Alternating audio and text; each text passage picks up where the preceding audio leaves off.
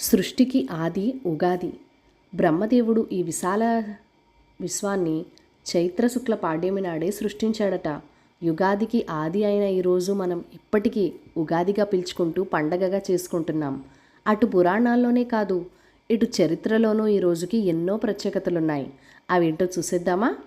విధాత యోగనిద్రలో ఉన్నప్పుడు సోమకుడు అనే రాక్షసుడు 4 వేదాల్ని దొంగలించి సముద్రంలో దాక్కున్నాడంట. వేదం అంటేనే జ్ఞానకాంతి. దాంతో వేదాలు లేక దైవిక శక్తులు తమ తేజస్సుని కోల్పోయాయి. ఎటు చూసినా చీకట్లు కమ్ముకున్నాయి. ప్రజాశ్రేయస్సు కోరి చేసే యాగయజ్ఞాదులు కూడా నడవడం లేదు కదా. అలాంటి పరిస్థితిలో ఏమి చేయాలో పాలుపోక అందరూ శ్రీ మహావిష్ణువుని వేడుకుంటే స్వామి మత్స్యావతారాన్ని ధరించి సముద్రం అడుగున ఉన్న సోమకుణ్ణి సంహరించి వేదాలను పదిలంగా బ్రహ్మకు అప్పగించాడు. అలా శ్రీ మహావిష్ణువు దశావతారాల్లో మొదటిదైన మత్స్యావతారాన్ని ధరించిన రోజు మాత్రమే కాదు, బ్రహ్మ తన సృష్టి రచన చేసింది కూడా ఈ ఉగాది నాడే అంటున్నాయి పురాణాలు. సత్యయుగంలోనూ సృష్టి మొదలైన రోజు ఉగాది పండగగా జరుపుకునే ఆచారం ఆ విధంగానే ఆరంభమైందట. ఇక ద్వాపర యుగానికి వస్తే మహాభారత యుద్ధంలో మునిగిన కొన్నాళ్లకు కృష్ణుడు తన అవతారాన్ని చాలించాడు. దాంతో ద్వారక మునిగి ద్వాపర ముగిసింది. కలియుగం ప్రారంభమైంది. ఈరోజు చైత్ర శుక్ల పాడ్యమి.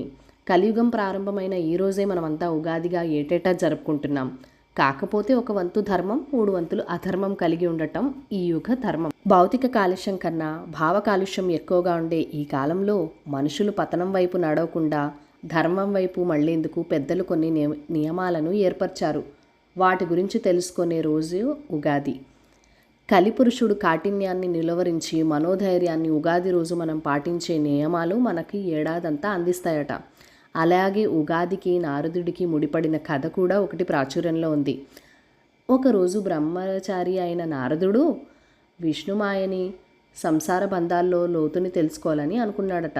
విష్ణువు అతడు కోరికను మన్నించి నారదుడిని స్త్రీ రూపంలోకి మార్చాడు.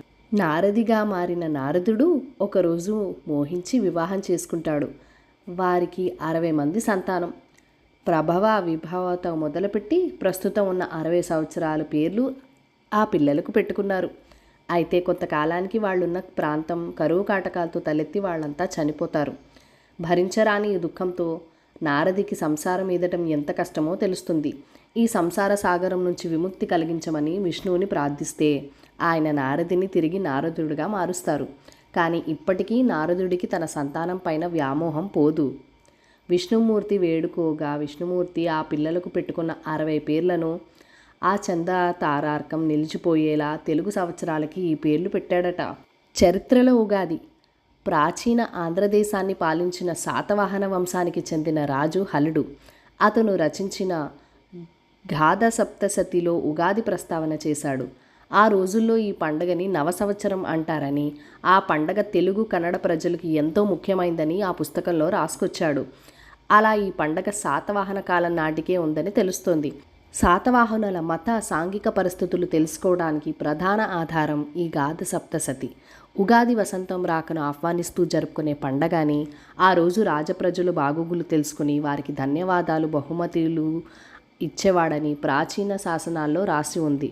భారతీయ గణిత శాస్త్రవేత్త వరాహమిహిరుడు తొలి పంచాంగాన్ని జాతికి అంకితం చేసిన రోజు కూడా ఉగాదేనట. మన యూట్యూబ్ ఫ్యామిలీ మెంబర్స్ అందరికీ శుభం జరగాలని మనసారా కోరుకుంటూ విశ్వవసునామ సంవత్సర శుభాకాంక్షలు.